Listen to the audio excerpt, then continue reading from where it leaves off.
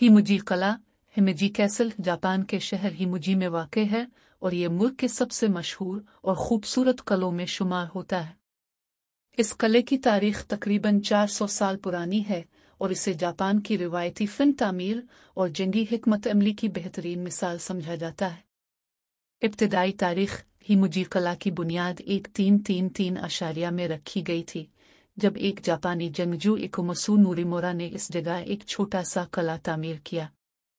ताहम मौजूदा कले की तामीर 1601 से 1609 के दरमियान हुई, जब जापान के अजीम जंगजू और मेमार टोयोटोमी हिदेयोशी ने इसे असरनो तामीर किया और एक मजबूत कले में तब्दील किया। फ़न तामीर हिमुजी कला सफ़ेद रंग की वजह से सफ़ेद बगला कला वाइट ईगेट कैसल के नाम से भी जाना जाता है, क्योंकि इसकी शक्ल और रंगत बगले की तरह नजर आती है। यह कला एक बड़ी पहाड़ी पर वाक़ है और उसकी तामीर में कई सतहें और दीवारें शामिल हैं, जो उसे दुश्मन के हमलों से महफूज रखने के लिए बनाई गई थी।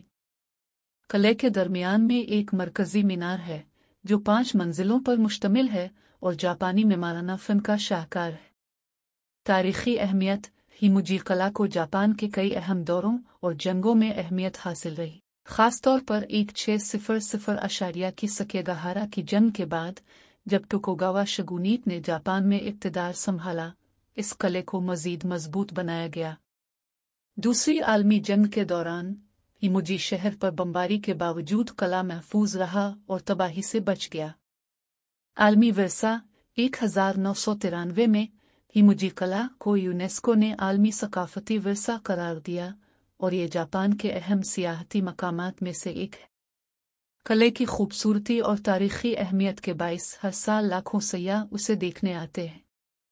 मरम्मत और हिफाजत हिमुजी कला की तामीर के बाद मुख्तलिफ अदवार में उसकी मरम्मत और बहाली का काम होता रहा है। 2010 से 2015 के दौरान किले की एक बड़ी बहाली की गई ताकि उसकी असली हालत बरकरार रहे और आइंदा नस्लों के लिए महफूज रहे।